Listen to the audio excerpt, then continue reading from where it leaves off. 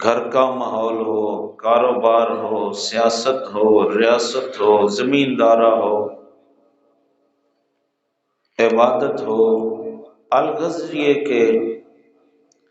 انسانوں کو روزمرہ زندگی میں جو کچھ معاملات پیش آتے ہیں، اللہ تبارک و تعالی نے ہمارے آقا کریم علیہ السلام کو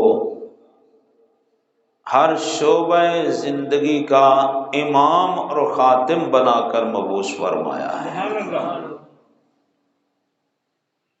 یعنی حضور سے بڑھ کر کوئی نہ تو تربیت اچھی کر سکتا ہے، نہ رہنمائی اچھی کر سکتا ہے، نہ دستگیری اچھی کر سکتا ہے، نہ مشکل کشائی اچھی کر سکتا ہے۔ اللہ تعالیٰ کی کل مخلوق کی پناہ گاہ حضور کی ذات والا صفات ہے۔ کوئی مانے یا نہ مانے، یہ حقیقت ہے کہ جب بھیجنے والے نے فرما دیا هو الذی ارسل رسولہ بالہدی، لوگوں اگر تم اللہ تعالیٰ کو جاننا چاہتے ہو، اللہ تعالیٰ کی معرفت چاہتے ہو، اللہ تعالیٰ کو پہچاننا چاہتے ہو، تو یوں جانو اللہ وہ ہے جس نے محمد الرسول اللہ کو ہدایت والا بنا کر مبعوث فرمایا۔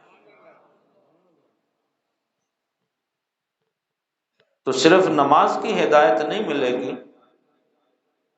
صرف روزہ اور نماز کی ہدایت نہیں ملے گی، عبادت گزاری کی ہدایت نہیں ملے گی، بلکہ ذات رسول پاک صلی اللہ علیہ وسلم میں انسان کی پیدائش نہیں، بلکہ میں کہتا ہوں کہ پیدائش سے پہلے کی ہدایات سے لے کر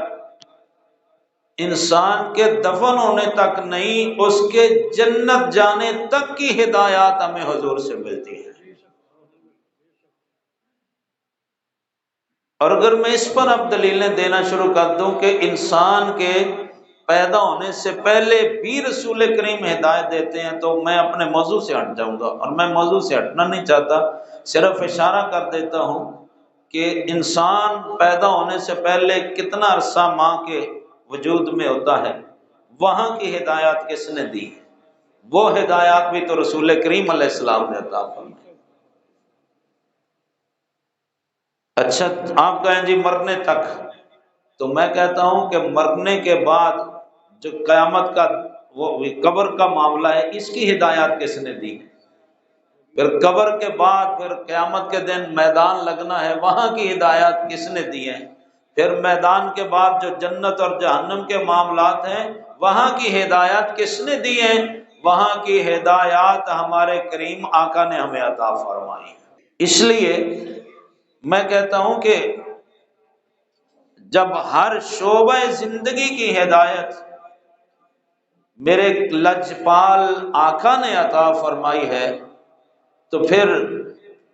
جو یہ ہم مال اکٹھا کرتے ہیں، اس کی ہدایات بھی میرے آقا علیہ الصلوۃ والسلام نے عطا فرمائی ہے۔